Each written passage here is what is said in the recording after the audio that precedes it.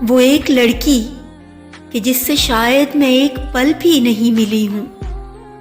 मैं उसके चेहरे को जानती हूँ कि उसका चेहरा तुम्हारी नज़्मों, तुम्हारे गीतों की चिलमनों से उभर रहा है। यकीन जानो, मुझे ये चेहरा तुम्हारे अपने वजूद से भी अजीज तर है कि उसकी आंखों में चाहतों के वही समंदर छुपे हुए हैं जो मेरी अपनी आंखों में मोजज़िन हैं। वो तुमको एक देवता बनाकर मेरी तरह पूजती रही है। उसे एक लड़की का जिस्म खुद मेरा ही बदन है। वो एक लड़की जो मेरे अपने गए जन्म की मधुर सदा है। जितनी धूप लगे